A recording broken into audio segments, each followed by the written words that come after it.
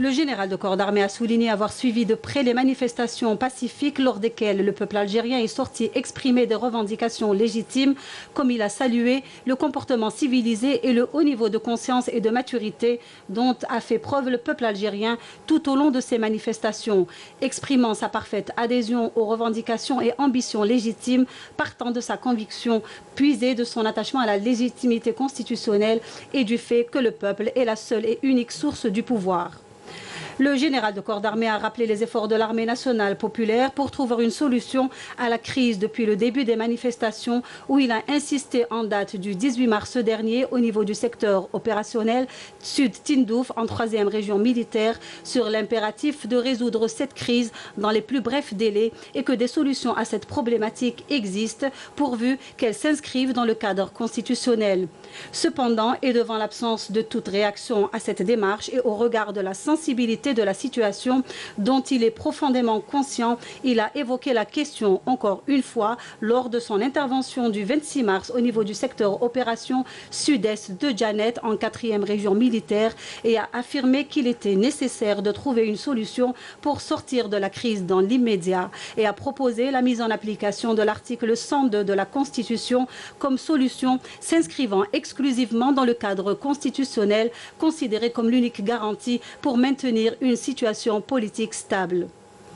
La dernière intervention en date était lors de la réunion tenue au niveau du siège de l'état-major de l'armée nationale populaire en date du 30 mars, au cours de laquelle il a réitéré la nécessité de mettre en application les articles 7, 8 et 102 de la Constitution et qu'aucune autre solution en dehors du cadre constitutionnel ne peut être envisagée. En réponse à cette démarche, ajoute le général de corps d'armée, le peuple algérien a approuvé cette proposition et a salué les efforts de l'armée nationale populaire pour trouver une solution constitutionnelle pour cette crise dans les plus brefs délais. ولقد استحسن الشعب الجزائري ورحب بها بهذا المسعى الذي رأى فيه بادرة خير وأمل للخروج من الأزمة. هذه المبادرة قدمها الجيش الوطني الشعبي انطلاقا من إحساسه بالمسؤولية التاريخية تجاه الشعب والوطن، لكن مع الأسف الشديد قُبل هذا المسعى بالتماطل والتعنت بل والتحيل من قبل أشخاص يعملون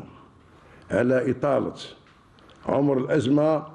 وتعقيدها، والذين لا هم لهم سوى الحفاظ على مصالحهم الشخصية الضيقة غير مكترثين بمصالح الشعب بمصير البلاد، وأن المساعي المبذولة من قبل الجيش الوطني الشعبي منذ بداية الأزمة وانحيازه الكلي إلى المطالب الشعبية تؤكد أن طموحه الوحيد هو السهر على الحفاظ على النهج الدستوري للدولة وضمان أمن استقرار البلاد وحماية الشعب من العصابة التي استولت بغير وجه حق على مقدورات الشعب الجزائري، وهي الآن بصدد الالتفات على مطالبه المشروعة من خلال اعتقاد مخططات مشبوهة ترمي إلى زعزعة استقرار البلاد ودفع بها نحو الوقوع في فخ الفراغ الدستوري. فنحن نرى أنه لا مجال للمزيد من تضييع الوقت، وأنه يجب تطبيق الفوري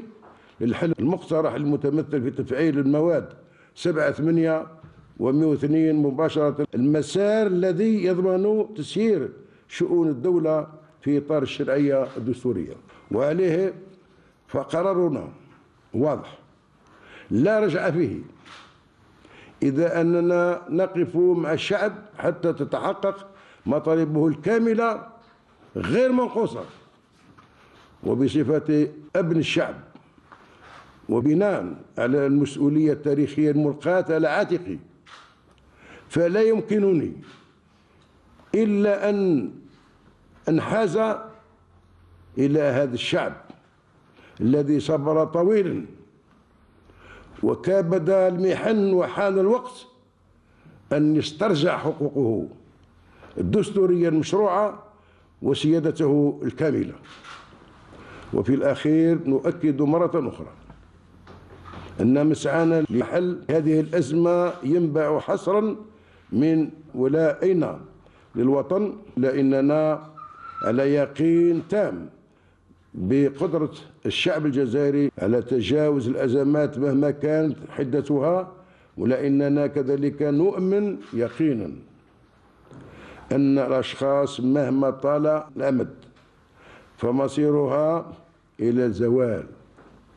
أما الوطن فهو